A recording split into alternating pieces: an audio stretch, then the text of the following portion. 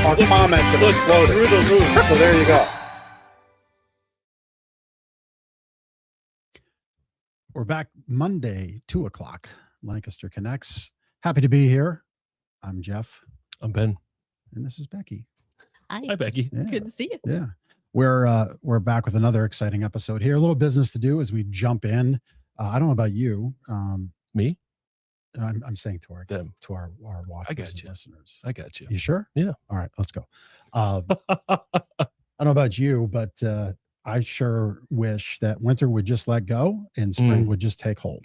We had very much spring over the weekend. I was out. Fantastic. I was out riding in it, motorcycling in it yesterday. We had baseball practice, and my wife looked at my neck. Lindsay looked at my neck, and she was like, "You got really burnt. You didn't wear sunscreen." I got in trouble. Get a little burn. Yeah. Get the first burn of the season. Maybe it's out of the way now, so the rest of the spring and summer will be good. So you locked it. You locked in. I locked it in. Locked in the toasting. Yeah. Is that what you did? I guess so. But no, it was beautiful out. It was awesome. Yeah. Yeah. And then like I have a diesel truck that I drive and I tucked away my cord to plug in to warm up the engine block. And now I see that was premature because I looked ahead and it's like, 27 degrees later this week. Fantastic. Fantastic. Anyway. Such is March. Such is March, right? We're in like, what's the joke? Like our third winter season. Yeah. Right. Like right. Yeah. Anyway, we're here to learn more from Becky about all the great work that she does at the Manheim Township Education Foundation. But really quick, my mattress buying tip for you. I was here Saturday in as I often am, working with our sales team, helping guide them to serve you at the highest level possible. And then I stayed around later. If you look, you can check out on our social media. I created, this is really cool. This is going to take over the mattress world. The Rack-O-Matic Slide-O-Matic 3000 little display rack. I think Chris called it the Jeff-O-Matic. Jeff-O-Matic. Yeah, we Chris, went back, podcast producer Chris. We went back and forth on the name, to be determined. Either way, we're trademarking all of it, so you can't take it. But here's what I picked up, and this is my mattress tip, and it was interesting. When you come into a retail establishment of any kind, it just dawns on me that you almost should be ready to communicate, ready to have a conversation, expect to have a conversation. And look, we're adept at handling all types of people, working with all types of people here, and we're happy to do so. We're happy to meet you where you are. I think our reviews say as much. We're at 629 reviews with a 4.9 rating. We are a no pressure environment. But the one thing that, kind of starts things off oddly is the silent treatment. Yeah. Talk to the hand. Yeah. We're not doing the Heisman thing here. And so we love to serve. We're here to serve. We're here to help. We're here to educate. I mean, every week we give you a free book offer to mail out a book to you to help you in this buying decision. We do this show to serve our community. We have a blog we're updating weekly. We are the company to get information from, but we can't help you if you're just kind of standoffish and don't want to have a conversation. Great point. And listen, our team they are compensated to serve you at the highest level possible. That doesn't mean we take advantage of you. We are here to help. And even if that means helping you and you end up somewhere else, we're okay with that. We'll be fine. But we would love to serve at the highest level possible. So just be ready to have that conversation, be open and honest with us. And we're always going to do the same for you. So that's my mattress buying tip this week. Love that. Love that. So, there it is. There's a Jeff-O-Matic, the Rack-O-Matic 3000. Yeah. Yeah. We did a number with it too. Well, that's what the 3000 is. Oh, sorry. Becky, I'm so glad you're here. Education. I need sleep. Throw some education foundation to this man. Ooh, boy. I don't know how much more of a number 3000 could be. Sorry. It's a big number. It is a big number. So it implies that there's 2,999 before that. Yeah. Yeah. Well, there was probably 2,999 ideas that ran through his head how to make it up real quick. But anyway, moving on. It's time to introduce Becky Doumaux. And she is going to spin our wheel of discounts at Gardner's Mattress and More. So Gardner's Mattress and More, 830 Plaza Boulevard. As Jeff said, we'd love to help you with your sleep needs. We'd also love to give you a discount to shop at Gardner's. And these are Lancaster Connects exclusive offers for those listening and watching today and this week. Maybe you'll catch it on Facebook later this week or on YouTube. LinkedIn, various places that you can watch this. But our guest each week, if you've been watching, helps us spin the wheel. So Becky, you've been prepped. Yes. You know what to do. Absolutely. Who doesn't love to spin a wheel? That's right. Spin that wheel. Yes. Nailed it. There we go.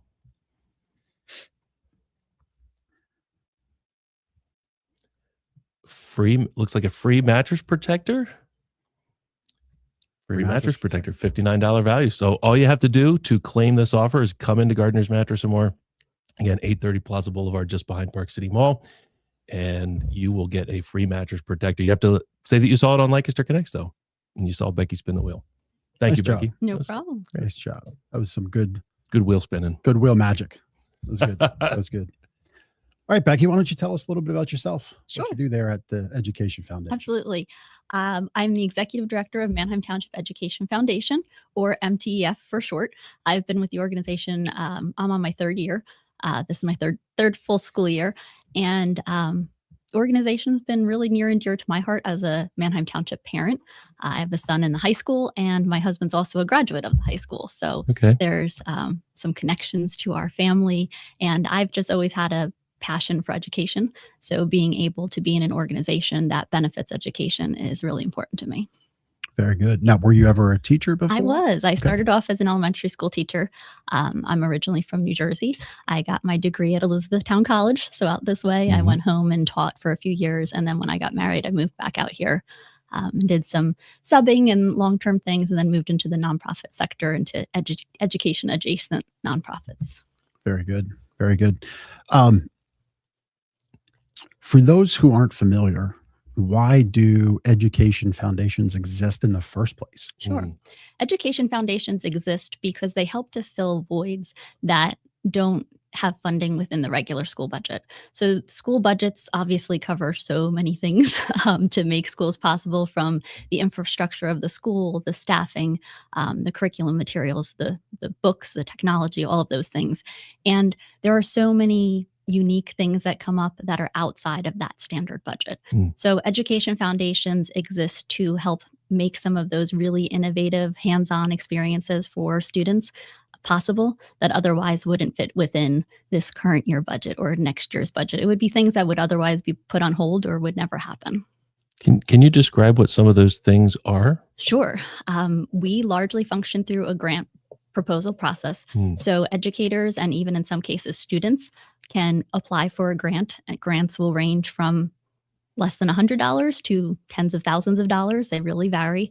And they impact all areas of a student's experience. So most of them are curriculum based, or extensions of curriculum, or after school extracurricular kinds of things. But we do things that benefit specific areas of interest of kids too, whether that be the arts or STEM, or sometimes things having to do with athletics. It just really varies based upon what that need looks like. Got it. What are some of the needs of in education today that the foundation can help with? We really get to help with a lot of things. And I think a lot of it comes down to the diverse needs of students coming into the classroom.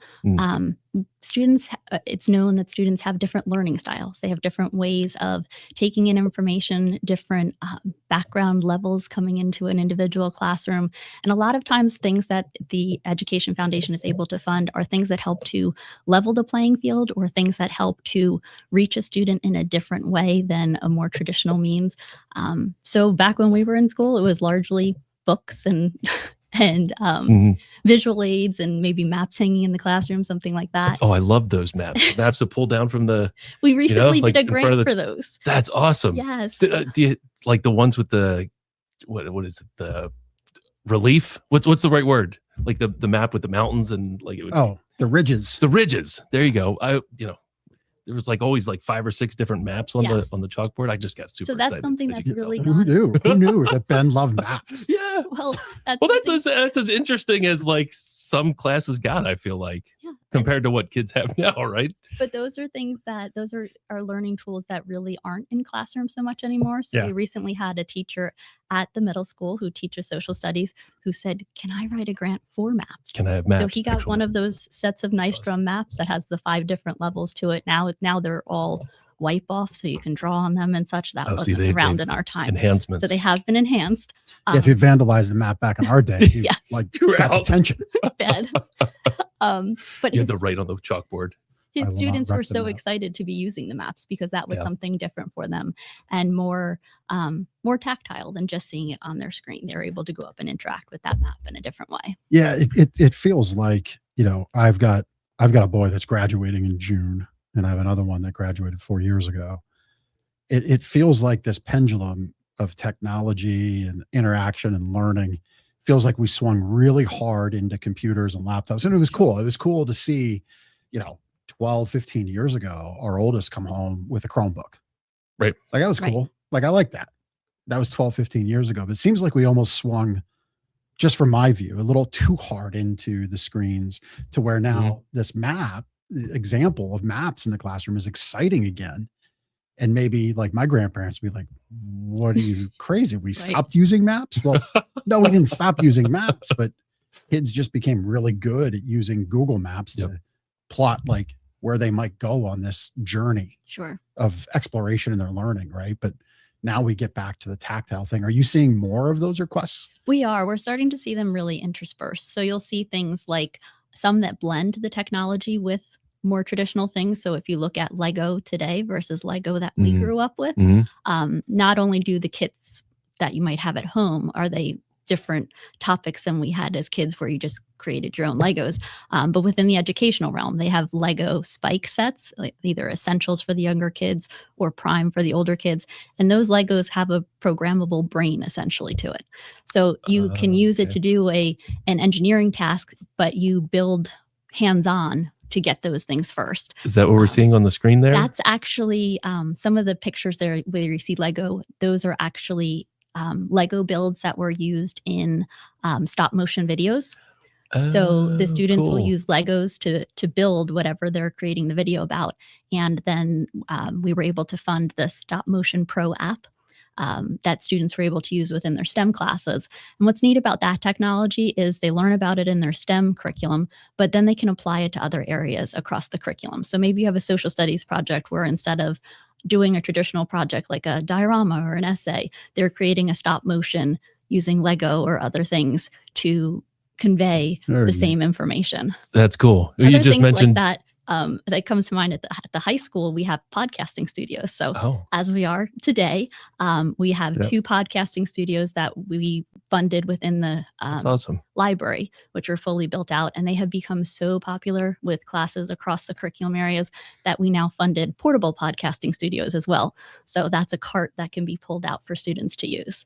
So kids at the high school, at Manheim Township High School, are hosting their own podcast shows? Well, they're using them mainly for assignments. Okay. So they're very popular within like the foreign language department because they're able to practice their conversation in obviously in the foreign language.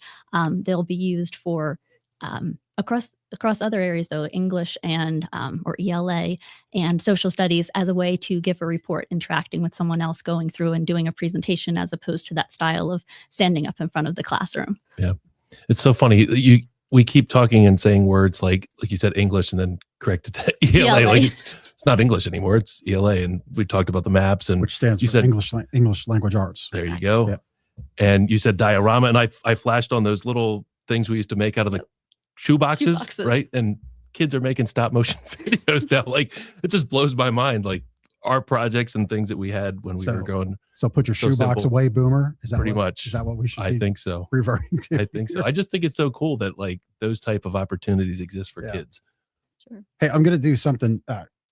Our amazing producer Chris, I think, is going to be okay with this because I've already offered this back to him. We're going to make I think, Chris, if this is okay with you, I'm going to make a live on-air donation right here, right now, and it's going to require me to just step out of frame.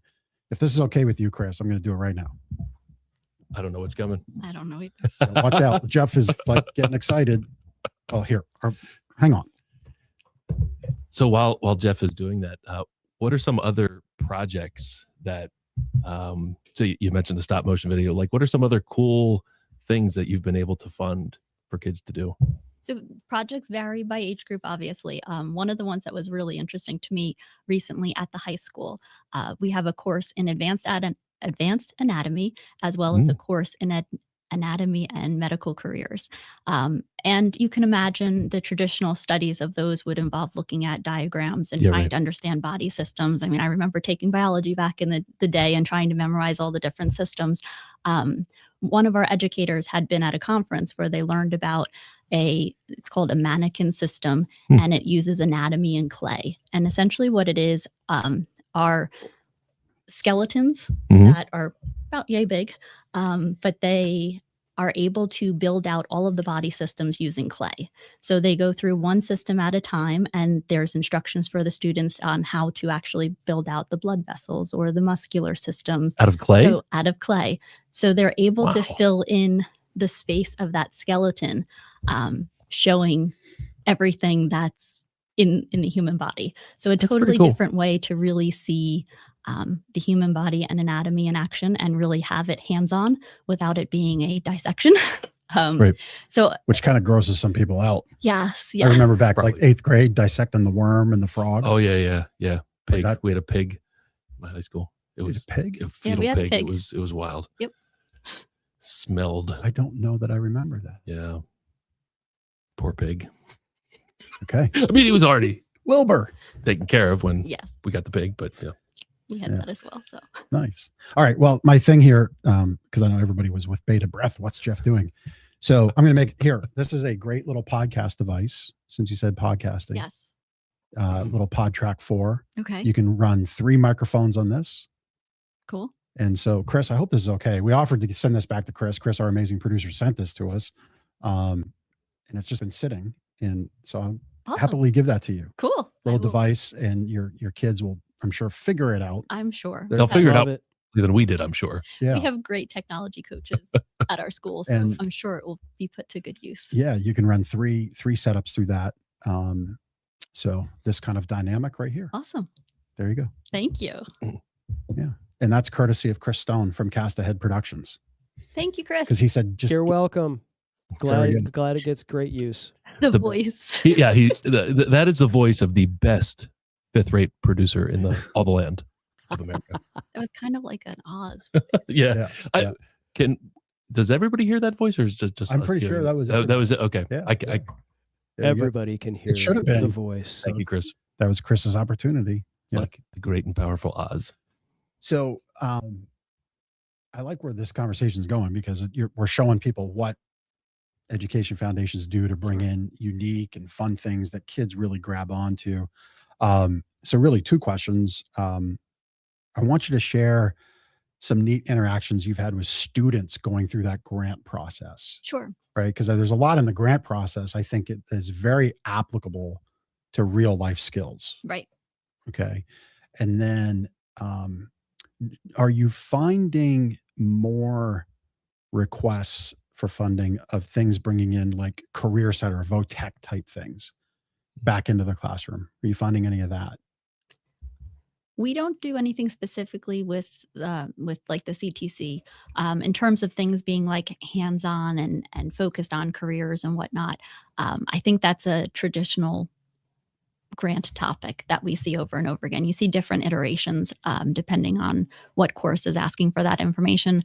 We tend to see a lot of that within the technology education department at the high school. And other departments too, things like 3D printers, a lot of coding, robotics, these kinds of things, with a focus, I think, in this area too, on the manufacturing industry. There's a lot of careers tied into manufacturing. But then you also see things like that medical science side of things, like with the anatomy program. So we tend to see those things largely at the high school level. We also have evolved our visiting artist program to bring in more art experiences for kids at younger grade levels. So what we started doing this past year is making it a more consistent opportunity for students. So throughout grades K through 8, students will have multiple experiences with different professional artists, and that can be musicians, or it can be a visual artist, could be an author or an illustrator. And the idea is that we want kids to be exposed to these different art forms more regularly. So we're working with 2 elementary schools a year, and either the middle school or Landis Run, to invite them to have an artist who comes in multiple times to work with the students. This year we have Bucher Elementary School is working with Luna Dance Company. They just had their first visits this past week. So it was really interesting to see the kids really relate to some more contemporary music and have the opportunity to move their bodies and talk about that art form as a way of expression, relating movement to history and communications and those kinds of things. We have an artist at the intermediate school, Julia Commanda, is working with students tying social studies to music and looking at geography and whatnot. And then at NEF, they're working with an artist, Peter Stevenson. They're going to be making masks, and each student's going to have the opportunity to show an interpretation of themselves in that mask and a reflection of themselves. So just some hands-on ways to not only explore and learn about art, but also learn about those careers and opportunities for kids within that realm. So it looks like Chris has your webpage up there. A lot of these projects that you've mentioned, I've seen scrolling through. So you have all of the approved grants listed there? Yes. That's what we're looking at there. We have 2 grant cycles a year, one fall and one for spring. Okay. So our current cycle will be open until April 1st. And then we have a review process with our grants committee, who then makes recommendations to our board of directors for final approval. And then those, if approved, they would go into place the following school year? Yes, it's really as soon as if the educators are able to start them. So the end of the school year, sometimes they'll start gathering those materials and preparing for it over the summer months. This past 2 years, a year ago, we started a mini grants process as well. And the idea of that was just that our grant process can take a long time to from the time that someone applies to when they find out. It's typically a few months. And if you know anything about education, things are moving quickly, and teachers have ideas spur of the moment. And if you're waiting 3 months to hear back, you might miss that opportunity. So we've started a mini grants program where grants of $1,000 or less will be considered on a rolling basis. So with those projects, we're able to help put things into place a lot faster. Makes sense. And that's been really neat to see. It's led to, I think, a new level of innovation because teachers are able to move more quickly with it. Yeah. And then teachers don't have to dig into their own funds. Correct. To affect the great work they're doing in the classroom. And teachers do that so much. Right. So we're hoping to be able to encourage them to reach out and get the support of the community. That's in essence what an education foundation does, is we give the community the opportunity to really support education, support teachers and educators, and help make some really unique opportunities available to our learners. Yep. And when you so nicely and eloquently say that to support the Education Foundation, what you're saying, this is where I get to be the hammer, so to say. Sure. You're asking for donations. We always accept donations. Absolutely. And those donations are tax deductible, I imagine. Yes. Yeah. Almost all education foundations are a C3 variant. Correct. Right. Yep. Is We're it 501c. 501. Yeah. I'm not your tax guy. I don't purport to be a tax person. I can just sound like I know what I'm talking about from time to time. Point being, your impact of giving is right there on their website, which is all in the show notes, is tax deductible. So if there's things you've heard, like, let's say you're connected to the sciences and to biology and chemistry, and you like the whole claymation anatomy thing that they help fund. Fantastic. You want to fund more of that? Make a donation, right? If you heard STEM and Lego and manufacturing in any one of those businesses, make a donation because it'll be put to good use. And I really like the, what did you call it? The rolling donations, less than 1,000. Oh, the mini grants. Mini grants. Yes. Like that's great. You know an educator in Manheim Township, and they've given you a good idea. I don't know that it can say, make a donation, send it to this teacher. I don't know that it works that way.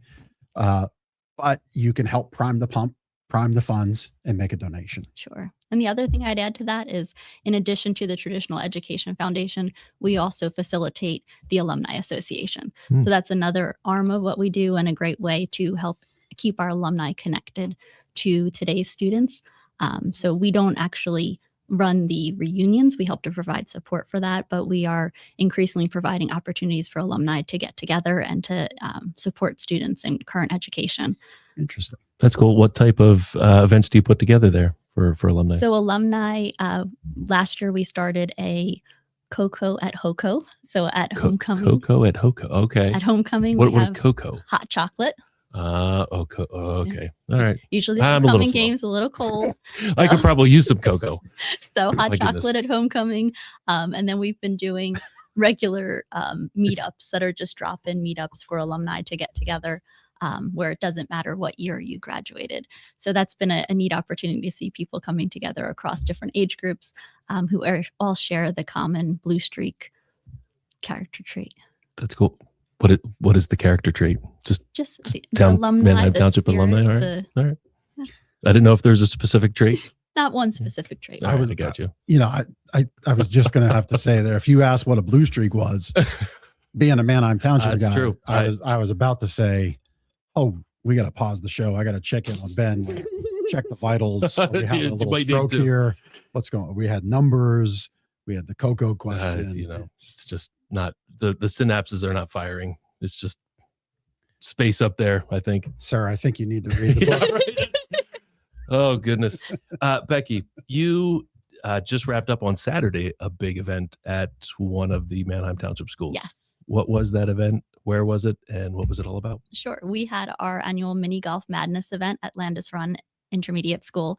And that event kicks off actually the night before. So Friday night, we have kind of a lock-in style event with 9 teams representing 9 different Manheim Township High School clubs. And those students are each given a miniature golf hole to theme and decorate. We have a variety of supplies and materials out for them to use, but basically it's a time limited and materials limited challenge. So it's up to their creativity, what they put together. And then the holes that they decorate are showcased the next day at Mini Golf Madness, which is an event that's open to the public. We had about 350, 400 people come through during that time, ran for 4 hours. And in addition to enjoying the holes that the students create, they get to vote for their favorite, and we give prize money back to those high school clubs who created the most creative or engaging holes. Very neat. That's awesome. That was really fun. What was the hole that won? Is there We haven't announced it. Oh, okay. Stay tuned to our social media and you will find out. All right. Yes. The votes are being tallied. I bet there was some real creativity applied there. It was awesome. It's not just like windmills, right? No. So the company that we rent the holes from actually offers like decorations so that they're not just plain, but we ask for them to be the more plain holes so that our students can then create a theme to it. So we had a variety of themes. We had a Spring into Inclusion theme this year from the Buddies Unified Club. We had Tri-M did a Legally Blonde hole because that's our high school musical coming up this weekend. The ideas that these kids create, it's just awesome what they put together. So you have 4 to 6 kids for each hole. And saw some Minecraft. Yes, these were last year's holes. Okay. So that's so cool. Our engineering students create wonderful feats of engineering. This year they had a theme that had to do with skiing. So they built ski slopes, and they actually had a chairlift that they had going across the holes with little Lego people on chairs. And it's amazing what they come up with, the little details they think about. It's really fun to see. And I'm sorry, what age level kids? The high school students. They were high school students. Yeah, the high school students create the mini golf holes, and then people of all ages come for the event itself. And then in addition to mini golf, we fill the cafeteria with activities that families can enjoy together. And all of those activities highlight recent MTEF grants. So they're able to do some of, we had indie robots there, which are a sturdy robot, I'll say, for little kids that are color coded. So based on the color tile underneath the indie robot, when it drives over it, it tells the robot to turn left or right or spin or go fast or go slow or stop. So that's a basic way for kids to learn coding before they get into something a little bit more advanced as they get older. Oh, very cool. We had indoor drones that they could fly. That's part of our 7th grade STEM, and that had been a recent grant as well. So it was a neat way for people to be able to experience some of what their kids experience in our classrooms. Very neat. Very neat. I had asked about the grant writing process for the kids, for the learners. Is there a moment in time where you've seen, is there like a success story you can share about a student that submitted a grant and they went through the process and they were really proud of their work and like what did that grant do? Sure. There... So the grant process for high school, it's mainly for high school students. And we tend to get a handful a year. It's not a predominant thing that we do with grants wise. But each year we have about a handful of grants that come in, and they're typically a passion project of students. So one that comes to mind a few years ago, a young man who was on the chess team was really interested in helping to expand the interest in chess. So they put in a grant to fund the purchase of chess materials that the team could then use to offer a program at the Manheim Township Library. So that's one that years later still exists, and the young people from the high school chess team still go and teach little kids how to get into chess. So that's been one that's been interesting to see the seeds planted in the future. Another recent one has been by the students in the National Art Honor Society, which was something that just newly started. They asked for a grant to paint a new mural in the art hallway, and that's something that's currently underway. So we just received some progress of the project, some pictures. So it's neat to see that process that they're following and having so many students engaged in something that not only is a great experience for them, but then is giving back to their school community as well. I got to check in with Amelia on that because she's part of the National Art Honor Society. So she knows all about what you're talking about. Excellent. And National Art Honor Society students joined us on Saturday. They were doing face painting. Okay. So Amelia was not there. Sorry. We had some great face painters though. That's cool. That's cool. I will attest in no way, shape, or form has any malfeasance or interdiction happened to try to get a grant approved. I can attest to that. There's been nothing, just so nobody would think otherwise. I just put it out there. The Education Foundation does great above board work. That's right. No malfeasance of any kind at all. What else would you want people to know about all the great work the Education Foundation does? You run on donations. We'll talk. We got a golf classic coming up on May 1st. Yes. Right. Which, after this week of being low temps below freezing, you might not be thinking of golf, but you should be thinking of golf coming up.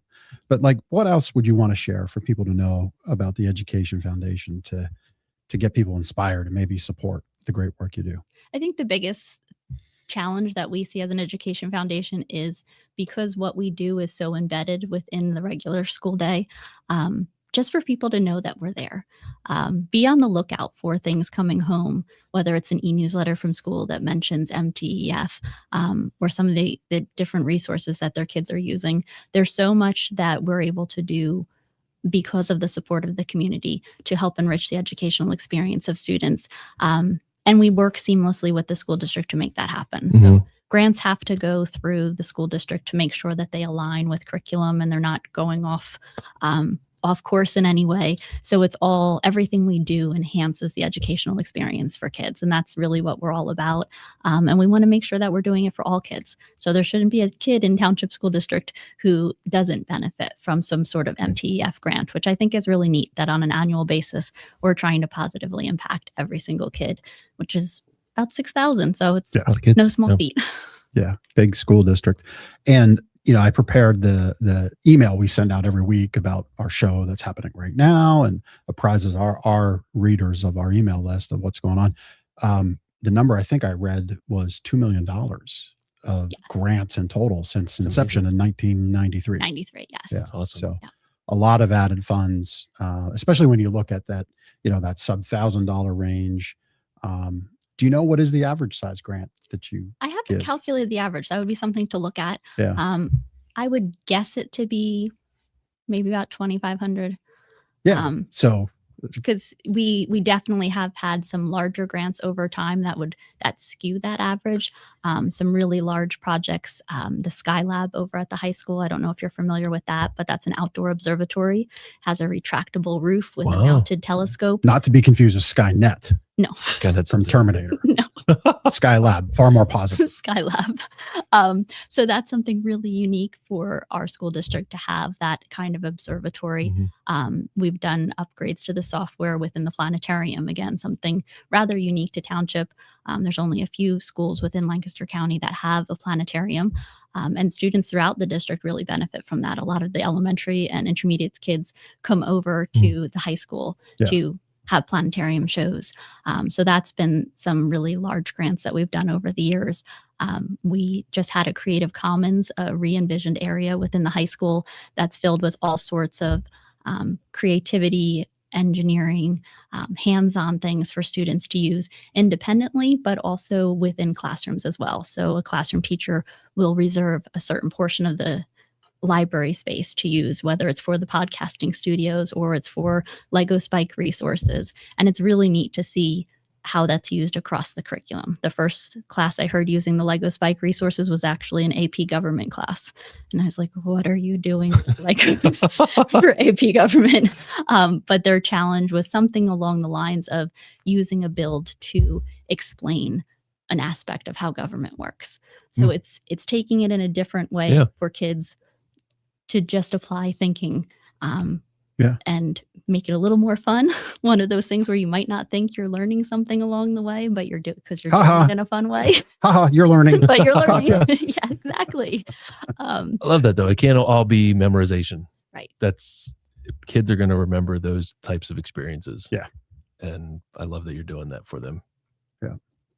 So the larger ones, what I got from what you shared there, your larger grants really equal lasting things. Correct. That last number of years, bring in a number of schools. So it's not just the high school or it's not just the middle or elementary school. It's everybody gets to come in and benefit from it. And then the smaller ones, boy, I mean, it takes an awful lot of $1,000 to $2,500 grants or $3,500 grants to make up that $2 million. So it's a lot of work. It's a lot of good Education Foundation's done. How long have you been the executive director? This is my third year. Third year. Okay. How many other executive directors before you? Do you know? Ooh, I don't know offhand. Oh, That's a good question. okay. We're going to mark that incomplete on the quiz. Let's talk about the golf outing. Yeah. Yeah, exactly. So the golf outing will be Friday, May 1st at Overlook Golf Course. It is our second annual event, MTEF Golf Classic. We had board members who have talked about having a golf outing for a while. And last year we decided just to give it a shot and see. And it's quickly become our largest fundraiser. Our mini golf is really a big community engagement. We get a large volume of people to come through. This one is a little bit more focused on the fundraising side of it. And obviously you can only have as many people as the golf course can hold. Sure. So our goal though is to get 120 golfers. We're well on our way this year. We have some great sponsors. Murray Communities is the title sponsor of the event again this year. They were last year as well. It's been a great way to see the community involvement, the alumni involvement. Bill Murray with Murray Communities is a proud alum of Manheim Township. Cool. So it's awesome to have his support each year. Yeah. So yeah, it's a great day. It's a shotgun outing. So it's a little bit less pressure when not everybody's shot counts. Yep. And we have a quick kind of lunch beforehand. Golfers go out and enjoy the course, hopefully under sunny skies. It's guaranteed to be sunny.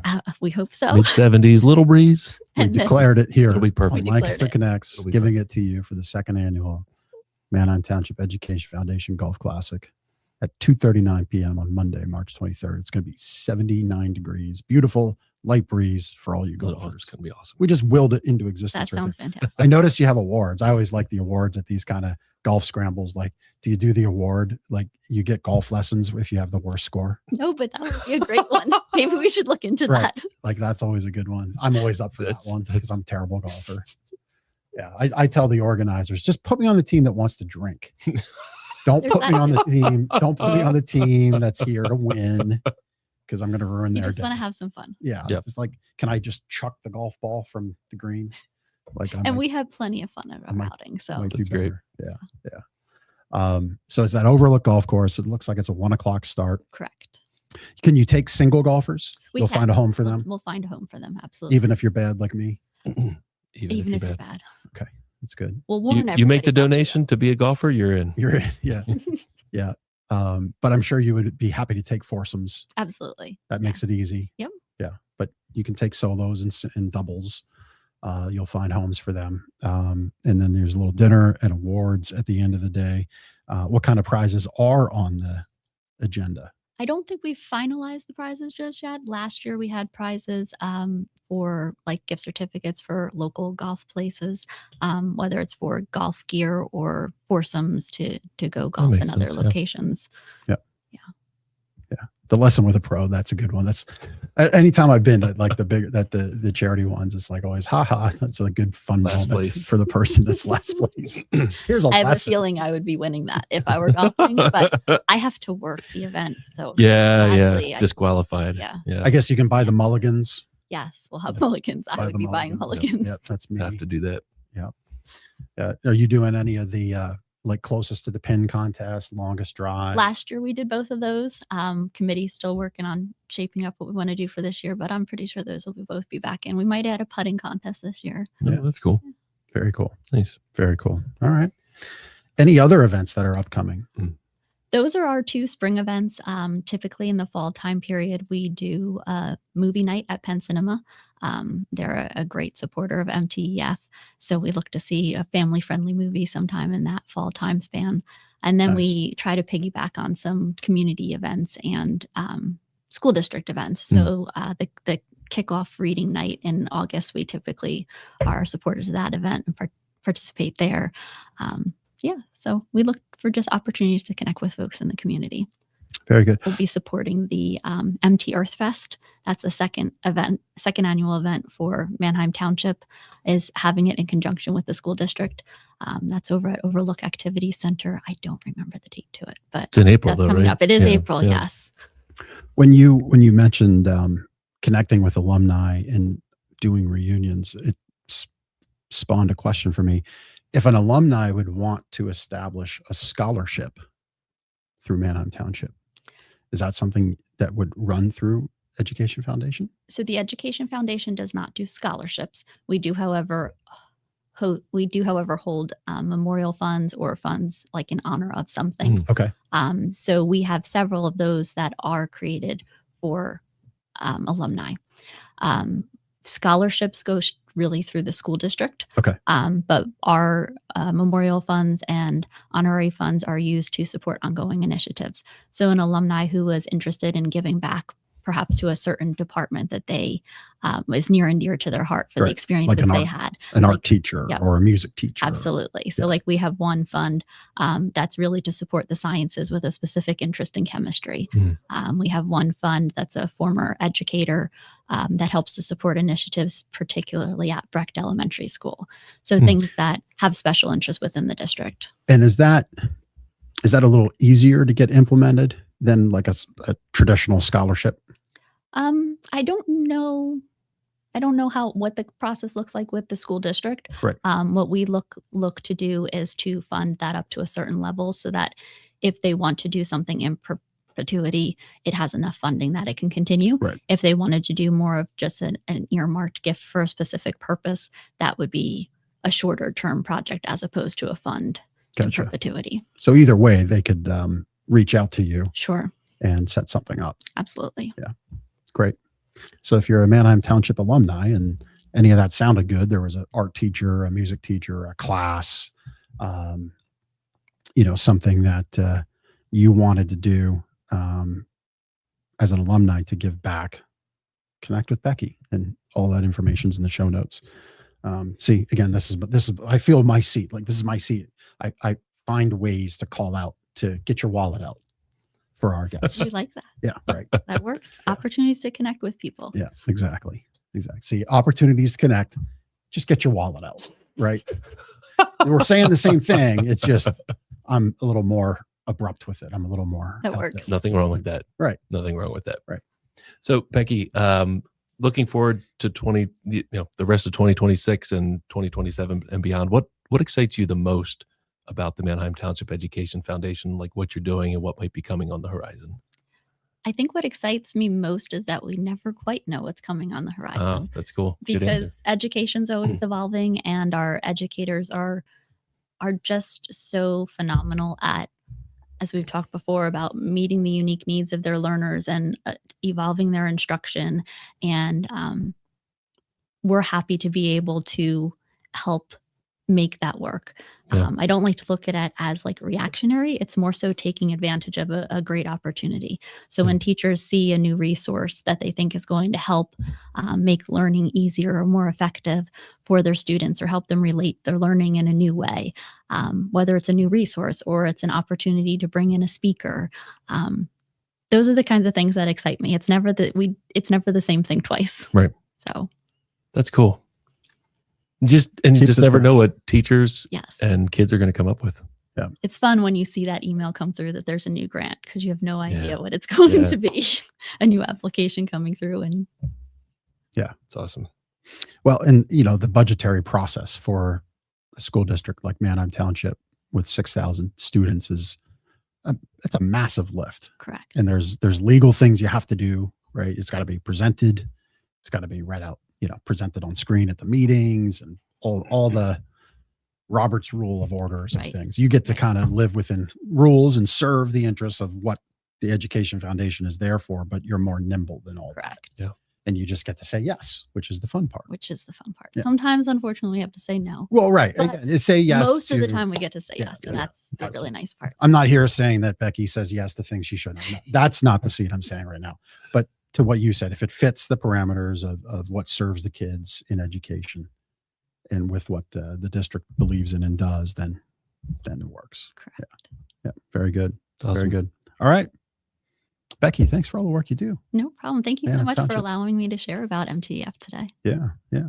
Well, we had some fun, and now we're going to have a little more fun with Connection Cocktail. A few questions to get to know Becky a little bit better. Maybe since this is education based, we should call this Connection Mocktail.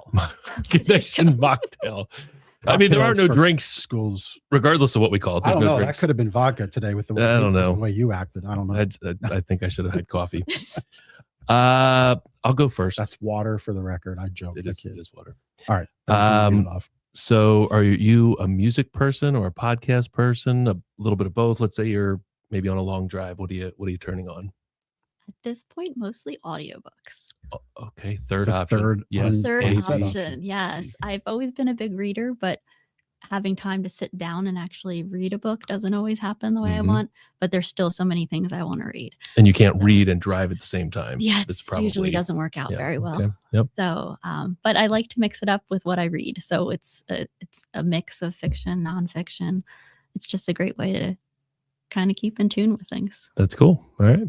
Is it so in the audiobooks, is there a voice, like an English voice? You're thinking of Seinfeld. An Australian voice that you like, oh, I can really get into that. I like the topic of this book. I like this author, but I like this voice. Is there a voice that you gravitate to? The voice can definitely make a difference in terms of how you relate to the story. If I'm listening to a memoir, as an example, I really like when the person is actually reading their memoir, because I think you can relate to them a little bit more when it's in their own voice. Yep. And it's interesting now. I think audiobooks have really picked up in the marketplace, because whereas older audiobooks would have just been read by one person, now there's books that have like a full production behind it. So multiple voices reading multiple characters, and it's more like listening to a TV show. Yeah, more interactive. Yeah. So I think there's an increased market to it with like the downloadable books. It's not so much like you're going out and buying an audiobook on CDs or tapes. If people remember what cassette tapes are. We definitely remember cassette tapes. Oh yeah. Yeah. All right. So if your friends had to describe you using one word outside of your work with the Education Foundation, what would it be? I think a word that describes me pretty well is probably reliable. Not so much in a boring way, but like if you call me at 2:00 in the morning, I'm going to answer my phone and see what you need. Yeah. So. All right. I like that. It's cool. That works. It's a great trait. I like that. Yeah. Mm-hmm. All right. Last question. Besides gardeners, what is a local business you love supporting and why? Ooh, Lancaster County has a lot of really good local businesses. Oh, no question. Yes. I'd say one that I'm really enjoying lately has been Nikki's Custard. Oh, yes. It's kind of addicting. It's very addicting. My daughter works there. Well, there you go. I've probably seen it there then. Yeah. Yes. So I haven't tasted a flavor that I haven't enjoyed. So. Yeah. We had Nikki on the show, or Nicole on the show year and a half ago, 2 years ago. All I know is I haven't been brought custard since. I'll just be honest. I feel a certain way about it. Don't drive over on a Monday or Tuesday when they're not open. They're not open. That's yeah. really disappointing. At least during the fall and winter. Well, look, if we got to change Lancaster Connects to another day to get custard, we'll just do that. I mean, we do have a little freezer. If that's what's been impeding it all this time. I owe you custard. We control the calendar, for crying out loud. We can just do this any day if it means custard. That's true. We when we had Nicole on, we had custard here, and we had to like pre-soften it like for 20 minutes, and that was amazing. Yeah, we had all instructions there, and there was like peanut butter and jelly custard. We had peanut butter and jelly, and we had something else. But yeah, their flavor combinations are amazing, and they do business the right way. They treat their employees great. So it's a very cool. And they're building business. School. Yeah, with the mural on it. Murals on it. Yep. Very cool. What is sub question? What is your favorite flavor? Well, like what is your go-to? This month, the go-to has been the thin mint shake because I love mint. Yeah. And ice cream or custard, anything like that. So that has just been. There's only a few days left to the month to get the thin mint. So were you a Shamrock Shake person before? Well, my son actually said it to me as we drove over when I was introducing him to it, and he was like, "Well, are we going to get Shamrock Shakes?" And I said, "Well, you could go walk over if you want. The competitor's right there, or you can come with me." And he was like, "No, I'll come with you." You can get the real thing at Nikki's Custard. Yes. Or this other green abomination. Yeah. Of Shamrock Shake. Yeah. That's me saying this. Support small business. In my opinion, McDonald's. In my opinion. Plus, it has the Thin Mint cookies in it. I mean, yeah, you can't go wrong. No. Like the real Girl Scout Thin Mint cookies. They taste like it. I'm thinking that's what it is. You can't call it a Thin Mint without being real Thin Mints. Right. And they're closed Monday. And I'm Tuesday. a Scouter, so I grew up going through Scouts. My son's in Scouts now, so. You want to know a funny thing about Scouts? So I used to do Scouts, but my hand is so messed up. I can't. You can't do the thing. You can't do the thing anymore.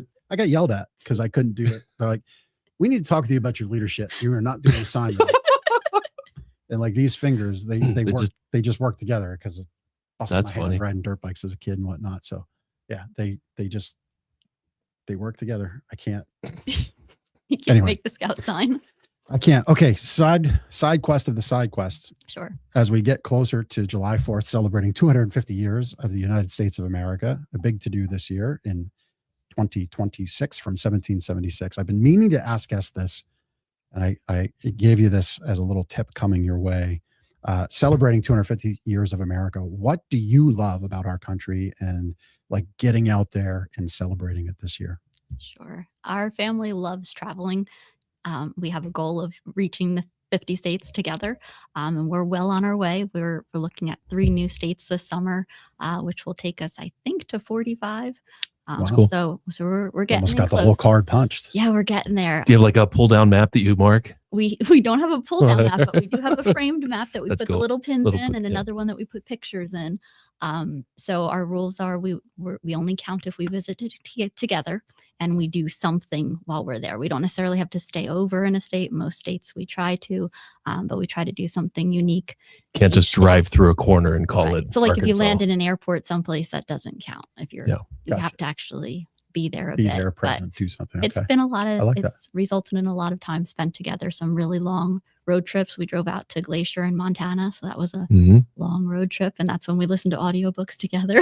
So yeah, some great trips. Nice. So which 3 states are this summer? This summer, the new states will be Arizona, California, and Nevada. Oh, cool. And then we'll touch back a little bit of Utah that we've already been to, but to a new section of it. But we love visiting the national parks and just finding some different quirky places to visit along the way. Very cool. It's got to be really neat to see how different states are and communities are, and like, climates and, architecture and all that. Absolutely. In particular, when you are able to take the time to drive through to get to wherever you're going. This year, probably for the first time for one of these trips, we're flying out just to save time. But last year we did some of the southern states along the Gulf Coast, and really driving down, even if you're not stopping, you get to see so much more when you're driving through. And it's just been a really great experience. And so many places in our country, we say we want to go back and visit, but when you're trying to get to all 50. Yeah. So have you done Alaska and Hawaii? we have not, none of the three of us have not done Hawaii at all. My husband and I visited Alaska. Our son has not. So we're looking at that to be an upcoming trip. Sounds like that'll be like a big to do. We're thinking high school graduation, and then hopeful college graduation would be Hawaii. That's cool. That's kind of the thought process. Got it mapped out. Love it. Yeah. No pressure. Children of the Doumaux family. But you better do good to get Hawaii. That's the way it goes. Either that, and if you don't, you get Delaware. You get to pick one neighboring state. Go visit the screen door factory in Delaware for college if you flunk out. Is there a screen door factory there? I thought that was from Wayne's World. Oh man, you're probably right. That's where I was trying to reference. You're I think I'm right. right. I went right Yeah. over my head. Yeah. All right. Becky, this has been a lot of fun. Thank you. Thank you so much for having me. Yeah, you're welcome. Thank you for all the great work you do there at the Manheim Township Education Foundation, helping the kids and the teachers have a bigger, better, fuller, more experiential There you go. education. That's a great description. I love it. Yeah. All right. Well, we've got a little business to wrap up, and we'll wrap that up now, and then we'll wrap up the show. My sleep better tip for you today, I have it here as I bang through the microphone. I apologize for your ears.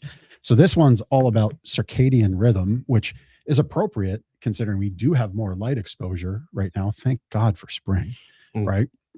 It's terrible when it's dark at 4:30. So if you felt like you're fighting to go to sleep at 5:30 because it's been dark for an hour, that's the reason. It's your circadian rhythm that goes along with that. You know, we've long been a species of people that rises when the light comes on in the morning and goes to bed when it goes off at night. It affects meal timing. It affects consistency and the impact of your sleep quality. And you might finally be feeling better after we change the clocks around, right? This clock change thing really can mess with your sleep. Even though it's only 1 hour, it can really equal to about 6 hours of jet lag. And so paying attention to circadian rhythm makes sense. I often talk about sleeping in 90-minute increments. So 4.5 hours, 6 hours, 7.5 hours, 9 hours, kind of flies in the face of 8 hours a night of sleep and you'll feel good. Well, there's a reason for that. It ties into circadian rhythm. So that's my sleep better tip. We've got a whole bunch more like that in our book, Sleep Better. We'll mail you a free copy. And I think I've mentioned this on the show, but if I haven't, it'll be the first time. All of our people here who can serve you at the highest level possible, which begs all full wraparound to where we started the show. Why do you want to talk with our team? They are all now sleep science certified sleep coaches. They went through about 30, 40 hours of book work, did a 3-hour test that was legitimate. Like they couldn't cheat. There was no screen share. Like the computer knew if their mouse was deviating things. It's really wild stuff. So they're all now certified sleep science coaches. So our team can really serve you at the highest level possible. They got the diplomas to share it, to show it. So yeah, we'll show that off next week. We should. They're right out the door. We're going to be making a big to-do of that as I get the assets created to show that off and the way they deserve. They don't get to go to Hawaii for that graduation, but they'll get what they get here from me. And that's my sleep better tip. That would be a great team trip, though. Just saying. I might take that test if you're going to send me to Hawaii. That's right. Okay. Yeah. I mean, hey. Start studying. Can you sell mattresses? Perhaps in my spare time. All right. There we go. We'll see. We'll put you on the list. All right. Testimonial time for Gardner's Mattress and More. I know you cannot read that, but this is a handwritten testimonial that came in over the weekend. Yes, people take a pen and the paper we give them and write their experience. And this was from a recent customer, John. He had an excellent overall experience. Sales and delivery were perfect. Gardner's was the only store I shopped in for my new mattress because I trust them. And that's exactly the feedback we want to hear from customers. We've been doing this for 36 years now? 36 years. My goodness. And, there's your math. There it is. It's all coming back to me. It's all coming back. We started in 1990 and it's 2026. But yeah, trust is a big one for us. Yep. All right. Becky, thank you so much for being a great guest. Thank you again for having me. Appreciate all you're doing. And it's about that time to wrap this show up. We'll see you next week on Lancaster Connects right back here at 2:00. See you next week, everybody. Take care.